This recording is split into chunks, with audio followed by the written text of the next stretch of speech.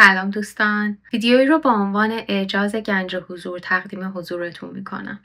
چند هفته پیش پیغام زوج عزیز بوشهری منو شگفت زده کرد. چنان از ذوق موفقیت این خانواده عشقی به وجد اومدم که اشک شوق از چشمام جاری شد. اون خانم جوونی که میگفت من و همسرم رابطه خوبی نداشتیم. همش در حال قهر و دعوا بودیم. انگار دشمن هم بودیم. اصلا نمیتونستیم با هم حرف بزنیم.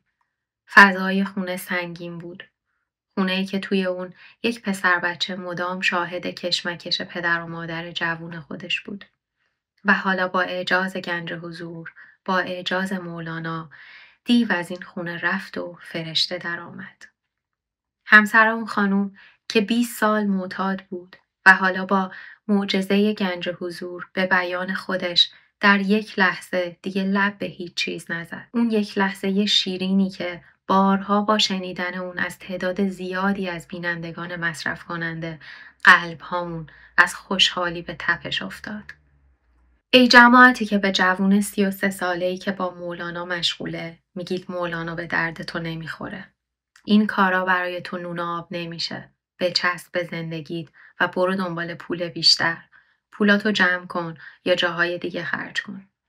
باید به شما بگم که شروع رعایت قانون جبران و پول ریختن به حساب گنج حضور دقیقاً نقطه شروع پیشرفت مادی و معنوی من بود. به جرأت میگم که خیر و برکت و رزق و روزی از همون زمان در تمام ابعاد زندگیم جاری شد. باید بگم که برکت یعنی اینکه پولهام صرف راههای نادرست مثل خرج سنگین مشروبات الکلی، سیگار، مواد مخدر و یا هزینه‌های زیان‌آور و غیر ضروری نمیشه. باید با صراحت بگم که نون و آب من همینجاست. ای جماعتی که به من میگید خسته نمیشی از مولانا، باید بگم که نه تنها خسته نمیشم بلکه هر چقدر بیشتر مولانا گوش میکنم تشنه تر میشم.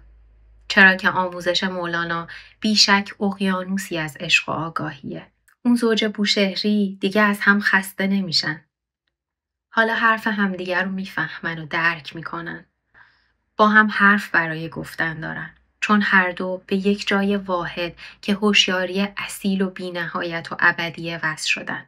اون خانوم میگفت حالا وقتی یکیمون خونه نیست دلتنگ همدیگه میشیم و برای دیدن هم لحظه شماری میکنیم تا با هم شعر بخونیم و راجع به این آموزه ها صحبت کنیم. با هم پیاده روی میکنیم و شعر مولانا میخونیم. اینه معنای حقیقی عشق.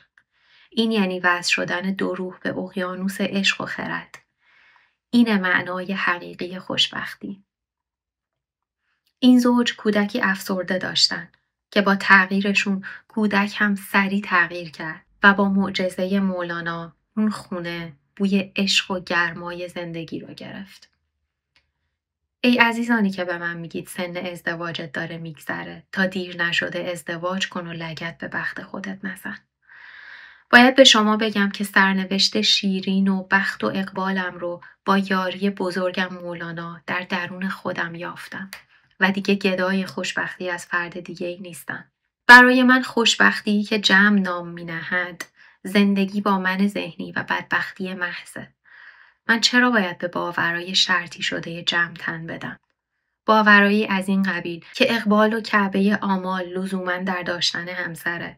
اینکه به هر قیمتی که شده باید تا سن زیر 20 یا 30 سالگی ازدواج کرد و بچه دار شد. باورهای پیرامون این که آبرو در زیاد کردن همانیدگی ها و نمایش دارایی هاست.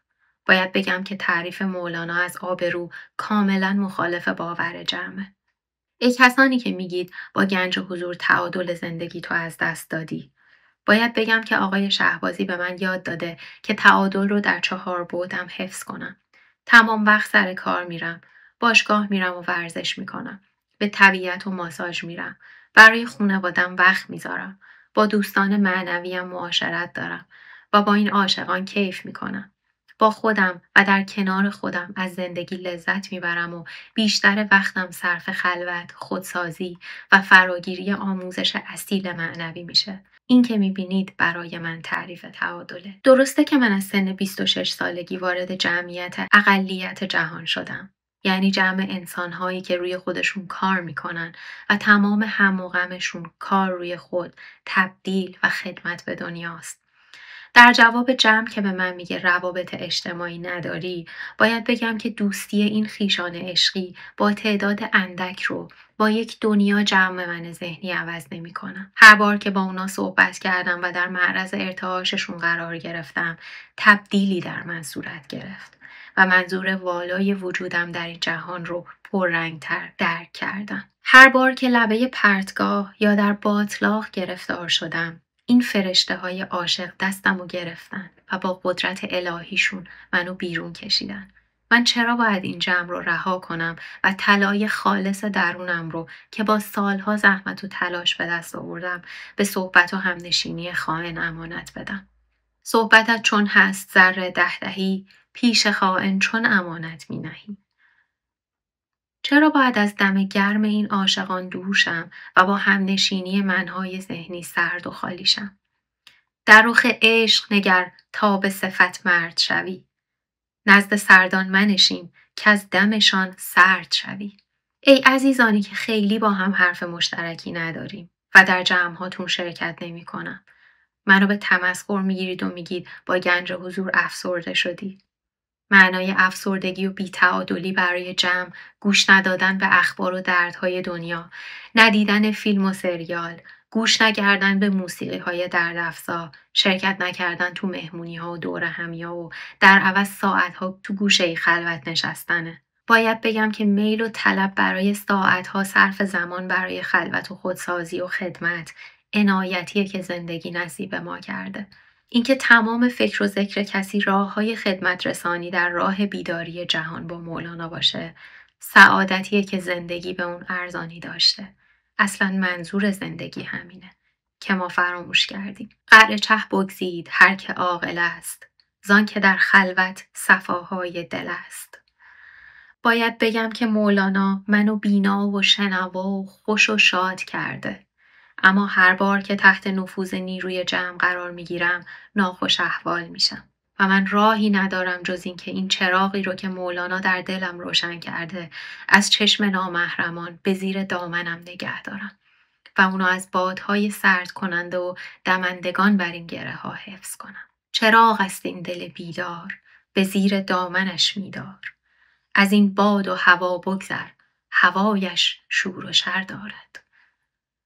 چو تو از باد بگذشتی، مقیم چشمه‌ای گشتی. حریف همدمی گشتی که آبی بر جگر دارد. من دیگه نمیخوام به حرف جمع گوش بدم. میخوام سرم رو بر کف پای بزرگانم بذارم. میخوام قبلگاه من مولانا باشه که این بزرگ رازدان غیبه. مولانا با عشق به من میگه دلا نزد کسی بنشین که او از دل خبر دارد. به زیر آن درختی رو که او گلهای تر دارد. در این بازار عطاران مرو هر سو چو بیکاران. به دکان کسی بنشین که در دکان شکر دارد. آخ ای دنیا، هر بار که گولتو خوردم، هر بار که از طریق قرین کشیده شدم به دنبال جمع و از راهم دور شدم، بدجور ضرر کردم و بدبختی کشیدم. که در آن دم که ببری زین معین، مبتلا گردی تو با بئس القرین. هر بار که دروغ‌های جمع رو باور کردم، اونها رو یار و یاورم پنداشتم و به دنبالشون رفتم، آب چشمه روان و پاک زندگی در من قطع شد. مجبور شدم جریمه بدم و مدت زیادی در زندان درد اسیر و گرفتار بمونم. پس جزای آن که دیدو را معین، ماند یوسف حبس در بضع سنین. بضع سنین یعنی چند سال. ای خدای فریاد رس، خودت ما رو از این گرگ درون و بیرون نجات بده و در امان بدار. که ای خدا افغان از این گرگ کهن، گویدش نک وقت آمد صبر کن.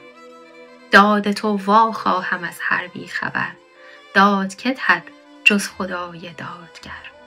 او همی گوید که صبرم شد فنا، در فراق روی تو یا ربنا. ای سعادت بخش جان انبیا، یا بکش یا باز خوانم یا بیا. خدایا دوری از تو برای من مرگ و درد و عذابه. تو پات رو از درونم وا بکشی، دیگه جز تنی بیجان نیستم. حال او این است کو خودسان سو است، چون بود بی تو کسی کان تو است. حق همی گوید که آری ای نزه، لیک بشنو صبر آر و صبر به.